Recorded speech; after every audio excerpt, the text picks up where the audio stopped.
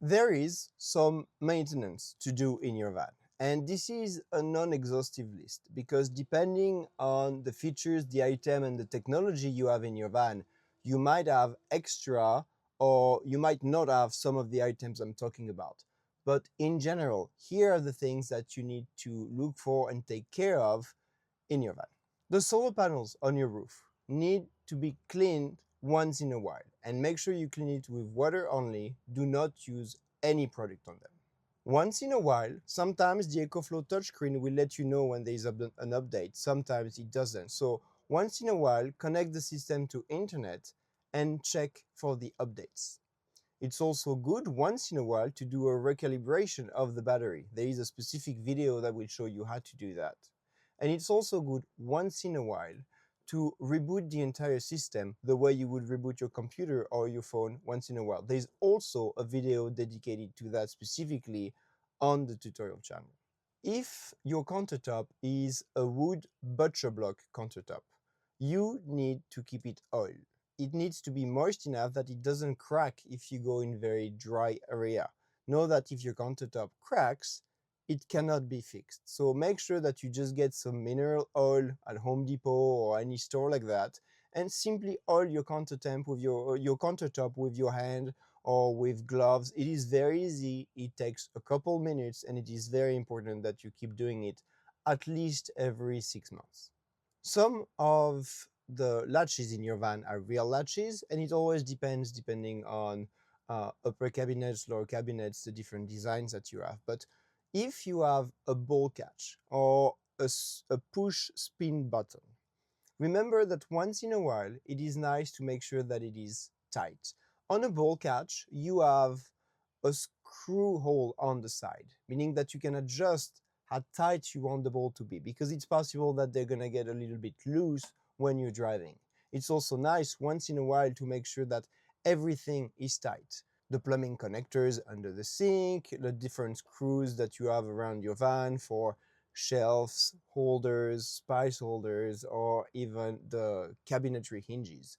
Once in a while, it's good to do a little check of everything to make sure that everything is tight. It is also important once in a while, especially if you haven't used your freshwater tank for a while, to clean it, to give it a little clean. For that, you can simply use any freshwater RV cleaner that you can buy on Amazon. Put some with the water, fill the freshwater tank, and then run the lines so all the lines get filled with this cleaning solution, and empty the system. Like, you can do it a couple times, run the lines a couple times. I know it takes a little bit of time, but it keeps your tank clean. Same for the gray water tank. It is nice to clean your gray water tank once in a while to make sure that you don't have odors and that nothing is developing inside the gray water tank. For this same, go on Amazon and get some gray water tank cleaner. You can then just drop it in the sink or in the shower so it goes in the gray water tank. Mix the gray water tank with both the water that you're going to use it to fill it and the cleaning solution. Make sure it's full. You can drive around a little bit so it moves all around the gray water tank, and then drain it.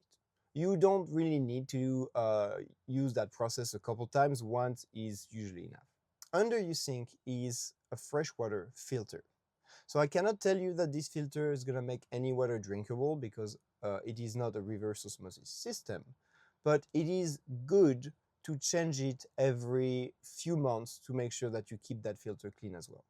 Now, when it comes to the heater, whether you have an hydronic system or a regular system like Espar or Webasto, if it runs on the fuel lines of your van directly, whether it's gas or diesel, it is important to keep the lines clean. And for that, even if it is the summer and you're not using it at all, whether it's for hot water or air, you need to run it every 3 to 4 weeks for 30 minutes at maximum temperature to keep the lines all clean. Now, it is important to keep your fridge open if you turn it off so no mold goes into it. Make sure that you clean it once in a while. And if you had to turn it on and off a few times and you might have a little buildup of ice in the freezing compartment, do a defreeze once in a while. Make sure you turn it off, keep it open so everything melts, clean all the water that might be dropping on the floor or at the bottom of the fridge itself, and you can then restart the fridge.